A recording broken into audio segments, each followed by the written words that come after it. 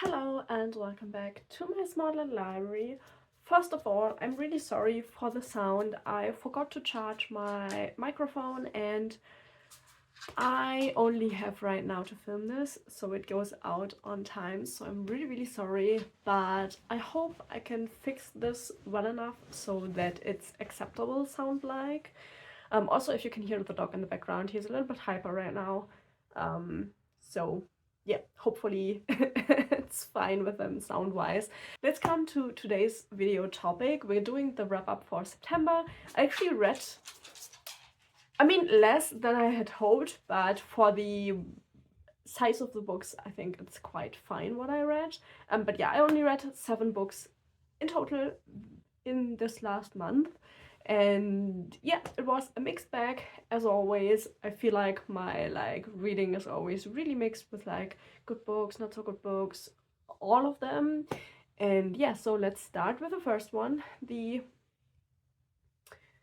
first one I read in September was The Lost City, or just Lost City, I think, by Clive Cussler and Paul Camprakos.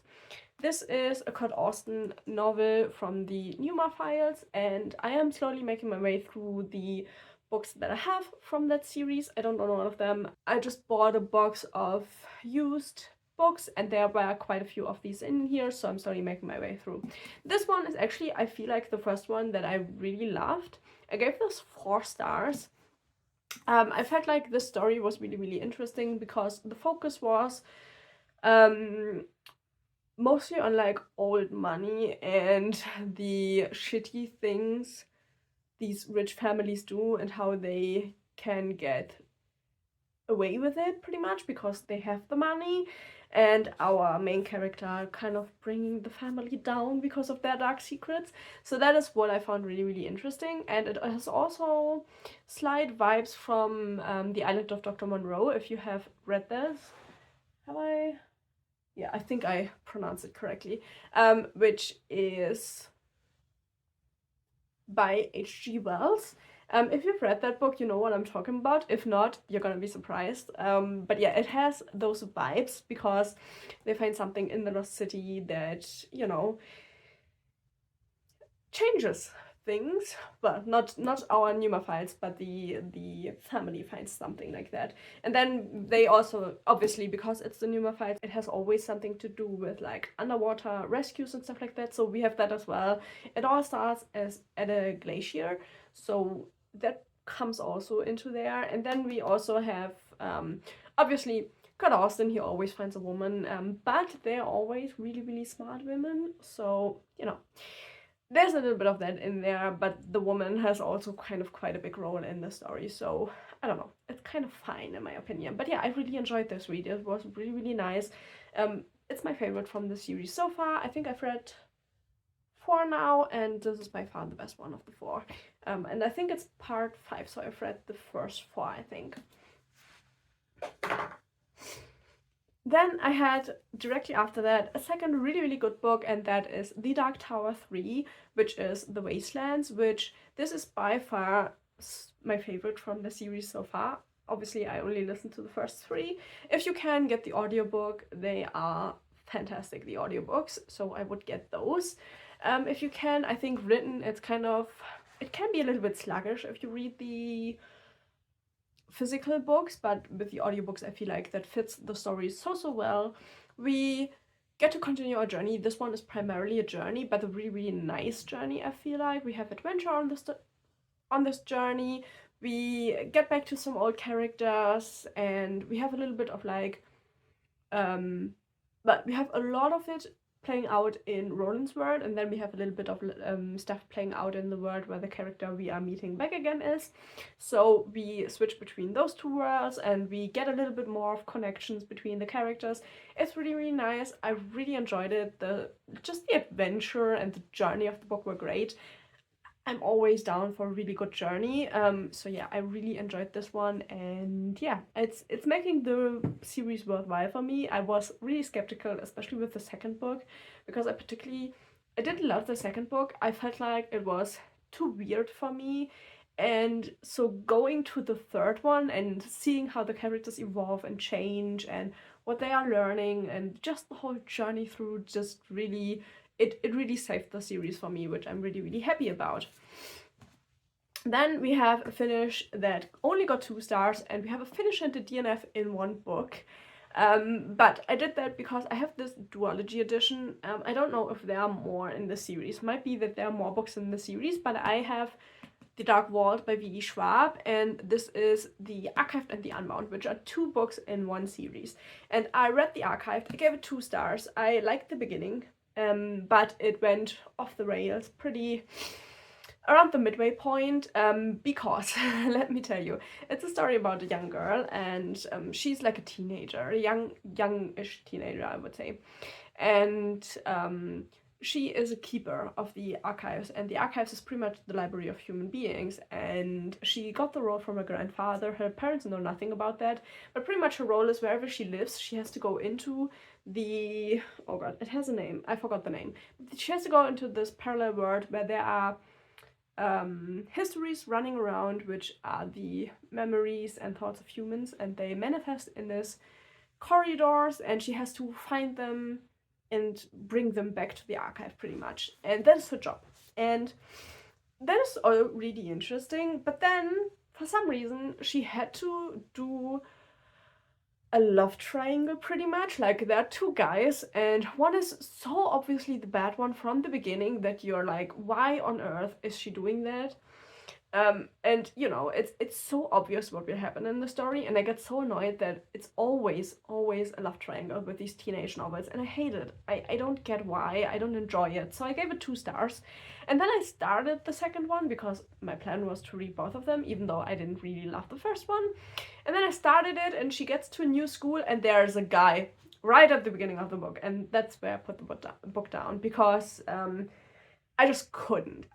There was no way I would go through a second love triangle, because we lose one of the boys in the first one. There was no way I could do that. I had no interest in that, and so yeah, I finished one, DNF the other, but I did pretty much add one to my read books, because there are 2 books in here, and for my own sanity, I counted it as if I've read one book and DNF the other, even though they're in one copy, because, you know, my rules here, you know, it's my game, my rules. But yeah, I did not enjoy that at all. I was really disappointed because I had high hopes, because I really like the Ghost series by V. Schwab, which is City of Ghosts, the first one. I really like that one, and that is also a teenage main character, so I thought, you know, oh wait, V. Schwab writes them in like a sense that I like. But yeah, seemingly she doesn't. So then, I've read the next one, which was quite the weird book. This one was pretty much talked about it as a horror book. It is called Mine by Robert McCammon, and it is a book about, we have 2 women. We have one woman who's crazy. She has a lot of mental health troubles, and they make her kind of hallucinate, but not really. She's like living in this weird parallel world, but obviously things are happening in the real world, so it's really, really weird. And she desperately wants to have a baby, but she keeps killing her baby dolls, which she hallucinates into being real babies, but she keeps on killing them because she has rage problems.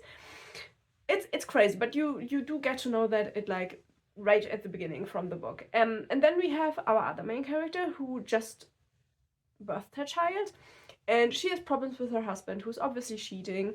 And then the first woman makes herself out to be a nurse and kidnaps the second woman's baby. And the story is about the second woman getting her baby back, and kind of a lot of death in between that, and her having to stoop really low to get her child back, and what that does with the human and stuff like that. But it didn't really feel like horror. It felt more like a thriller, I felt like. I wanted more of like the horror of the situation, but we get like, there's a lot more action than I would prefer in like a strictly horror novel. So yeah, I gave it 3 stars. It's not a bad book, but I don't think it's quite what I wanted. Also, and that is maybe controversial, but I don't care for children. I don't have a problem with children. I don't want my own, and I don't particularly enjoy the company of children that are too young, you know. Um, so I think the topic was maybe just not the best choice for me. So you know, it happens. I think the book would really hit hard if you just had a child. I don't know if I would recommend doing that to yourself, but I think if you want to like really suffer, read that book just after you've given birth and then maybe just cuddle your child and make sure they're okay, you know. But I feel like that could be like a really, really good solution if you want to really get the most out of that book. But for me personally, I feel like the topic was like not the greatest, and then we had a little bit more action and thrillery stuff than horror, and so yeah, it's a little bit rocky for me. Then we have the next one, which is Dark of the Moon by PJ Parrish, and that one I found to be really interesting. Sadly, it was also rather obvious. It is a thriller, which I find the setting to be really, really great. It is a thriller set in a small town right after, well, I want to say racism has gotten a little bit better, but as we're all aware, you know, it's not really that easy to say. But I feel like it's like right around like the 80s or 90s, something like that. And our main character, he is mixed, and he comes from, well, he lived in a bigger city, and he goes back to the small city where he was born. And in the city it's a lot better, but like the small village has like still like that is the black neighborhood, that is the white neighborhood, and there are a lot of people that are still pretty racist in the small town. And he starts to investigate. He gets hired as a detective, and he starts to investigate a dead body who they found, who's like dead for quite some time already, but nobody is really interested in investigating because he's black. And he's like, no, we can't do that. That is not right. We have to investigate. And I think it's a pretty good setting to really show you how bad it was still, even after, you know, the worst of it got demolished, like how bad it was still, and in some places is still. That one I found really, really good. But then it was so obvious what happened. And pretty much a lot of the people felt like really, really hardcore stereotypes, which I'm so sure are a lot of there out there in the world. You know, stereotypes don't come from nowhere. But I would have loved a little bit more nuance in the book. Other than that, our main character feels a little bit standoffish, but like the reader, like I as a reader felt a little bit of like standoffishness from the character to me, which I found a little bit weird. But yeah, I gave it 3 stars. I think it's a good series. The topic of the series is really important and good, and it is a series. I do own 2 more of the series, but I think it's part 4 and 5 that I own. I don't own part 2 and 3, so I will continue with the series because I think it's an important one to read. But do think about that it's pretty obvious what will happen, and maybe like all of the characters feel so over the top that it's hard to like take it seriously, kind of, even though I know that there are people out there who are like that. But it still felt a little bit of like cartoonish, you know. So still important to read it anyways. But yeah, do think about that stuff, you know. It you will realize that, and maybe you're totally fine with that, which is awesome, or it will really hinder your enjoyment of the book, which it did with me a little bit. So you know, it's still 3 stars, so it's still a good book, you know. Then we have the next one, which is also the second to last, and that is James Rowland's Black Order. These are military thrillers, pretty much. We have this really, well, it's called Sigma Force, and our main character is Grey Pierce, and they are a special force where all of the people in the special force have like a lot of PhDs and are really, really smart people, but they are kind of a military group, and they go into these more archaeological cases and like cases where you need special knowledge and military access, pretty much in those cases. And this one is one where there are some book burnings in libraries, and then there's also a monastery where there is a virus that goes around that makes the monks kill each other, and our main cast have to investigate that. And we also have a woman in this book that we also know from previous books, because I've read 2 books out of the Sigma 4 series already, so we do know her as well. She's a doctor, or a biologist, I think, mainly, but she also does doctory things, and she kind of is the first to investigate the monks, and then the other ones come in. So yeah, that is what the book is about. They are adventure novels. I gave it 3 stars. I don't love them, I don't hate them. I think they are pretty solid adventure novels. It's just, they're nothing special. They're really average, I feel like. So that is why I give it 3 stars. You know, if you want an adventure and you have read your favorite authors already, give James Rollins a try. I don't think his books are bad. But in the same breath, I wouldn't like hold your breath for an amazing novel, you know? I feel like they are just pretty average adventure novels. But they are good for if you want to like have an afternoon or 2, but pretty much more like 2 afternoons. They aren't the skinniest books. But if you want to have a few afternoons of adventure and don't mind military involvement in your novel, I'd say go for it. They just will never be my favorites, to be honest, because they are too much rooted in real life, you know, and I'm much more of a fantasy person, but I do try to dabble into those genres and find something that I really enjoy reading. And then we have the last one, which was one book that I already had on my TBR for October, but I started that one early to get a little bit of a head start, and that is Revival by Stephen King. And that is actually the first Stephen King novel that I ever found to be slightly boring, which I was really sad about. It is inspired by Frankenstein, which you will get pretty early on, so it's pretty obvious what will happen in the end. So that was kind of sad for me, but it's pretty much about the life of a boy. We start when he's 6 years old, and he's called Jamie Morton, and he gets a relationship with the pastor that comes into their little town to take over the church service. And he's really young, the pastor. He's, I think, 25 at the beginning of the book. And he and his wife and their small little 2-year-old child, they move to the small town, and then he does a little bit of like healing stuff. He's really inspired by electricity, and he loves electricity. The guy, he builds batteries and stuff like that, and then his wife gets killed and he loses his faith in religion, which obviously is a really, really big thing in these really small religious towns in America. And so he gets pretty much driven out of town, and then we get through pretty much the life of our main character, and then we meet the Reverend again later in life, and he now is a faith healer, and our main character has some problems with drugs and stuff, and you know, it goes from there. Everything has to do with electricity, and it's really Frankensteinish. But the life of our main character was so boring, so obvious. It was like a really, really cliche rock star life story, and I felt it was really boring. So the book couldn't keep my attention at all, and then once we got to the more outlandish things, that couldn't make up for the boringness of the beginning of the book. So I personally didn't love it. I gave it 3 stars. It's not bad, but to be honest, it's not a favorite. I don't know. I would much rather read Frankenstein again, because that one really is great. That one it's not a retelling, but it is like hardcore inspired by Frankenstein. Like by the concept of Frankenstein, not the story itself, I feel like. And yeah, it wasn't for me, I have to say.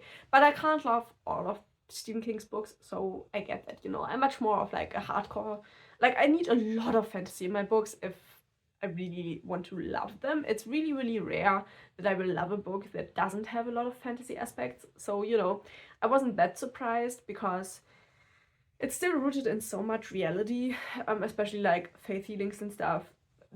They get done all over America and like other countries as well, but I feel like America is like a big country for that, because of how much religious people are in America and how fanatically religious they are for like a good chunk of them. So yeah, I didn't love it. But I think I like the concept of the story. I think if you would have taken the life story of our main character out, which I didn't really feel like we needed that, I feel like then it would have been great, but the way he did it, it's not my favorite. So those are all of the books I read in September. Mixed bag as always, but I'm really happy with the books that I've read, that I have finished them, and I can go on to other books now. I really look forward to the books on my October TBR, I have to say, so I'm really excited for that one. And yeah, I hope you like these reviews. If you want to have more reviews, just talk about books, please subscribe. If you would leave a like, that would also be nice. And yeah, thank you for watching. I hope you enjoyed this video, and hopefully I will see you in the next one. Bye!